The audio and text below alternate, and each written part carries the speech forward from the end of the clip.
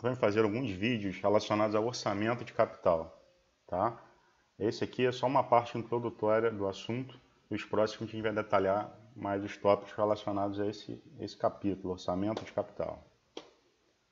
Importante destacar que o orçamento de capital ele é bem relevante nas empresas, tá? Está sempre relacionado a decisões estratégicas. Então, quando a empresa ela vai fazer uma expansão, entrar em novos segmentos, produtos, etc., muitas vezes ela precisa fazer investimentos de capital. Investimentos esses, muitas vezes, de grande porte, tá? E projetos que às vezes são independentes ou mutuamente excludentes, ou seja, ela vai ter que tomar a decisão se o projeto ele é bom, se ele deve ir à frente, ou às vezes escolher qual o melhor projeto que a empresa deve seguir. Tá?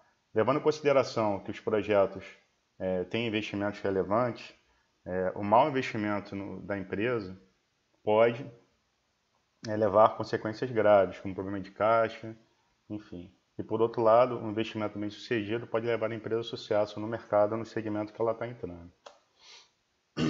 Então, definir o orçamento de capital é uma análise de decisão de investimento, tá? E relacionado a ativos fixos.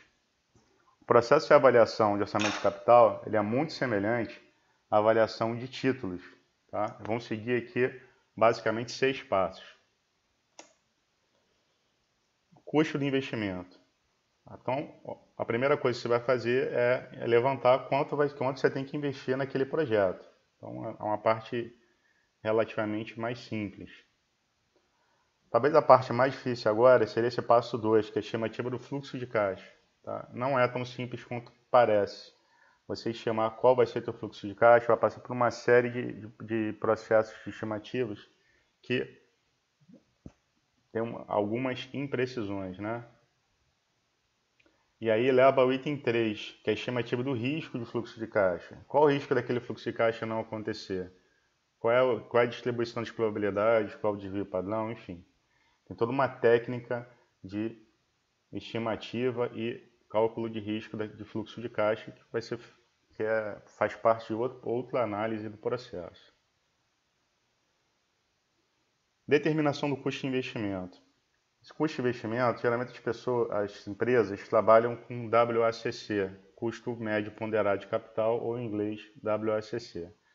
Esse WACC, o custo de capital, custo de investimento, ele deve ser ponderado, ou seja, deve ser adaptado, deve ser adequado àquele projeto, né? A empresa não deve simplesmente ter um WACC para todos os projetos, por quê? Porque cada projeto vai ter um nível de risco.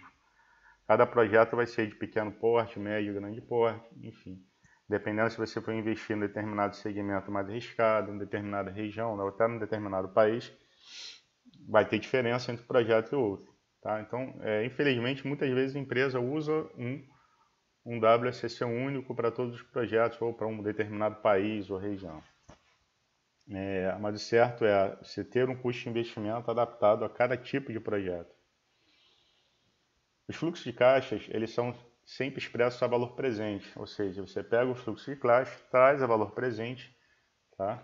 Que é esse passo que está aqui, que colocou agora.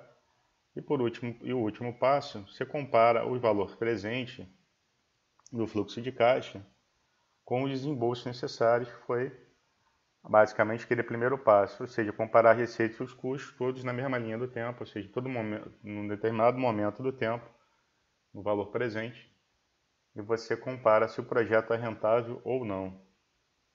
No orçamento de capital, a gente vai falar aqui de 6 métodos de avaliação de projetos, tá? Os que a gente vai ver nos próximos vídeos. O payback descontado, que é um payback usando desconto da taxa de custo de capital ao longo do tempo. O valor presente líquido, que é nada mais nada menos que trazer tudo ao valor V0. A taxa interna de retorno do projeto. A taxa interna de retorno modificada do projeto, que é uma variável da TIR, ou seja, da taxa interna de retorno, chamada MIR. E por último, o índice de lucratividade. A gente termina esse vídeo. Dúvidas, meu e-mail é professordmst@gmail. A bibliografia que a gente vai estar usando nesses vídeos é o Brinkman, Administração Financeira. especificamente capítulo 11, que trata de orçamento de capital. O próximo vídeo a gente vai falar de payback. Se você gostou, compartilhe ou dá um like aí no YouTube. Abraço.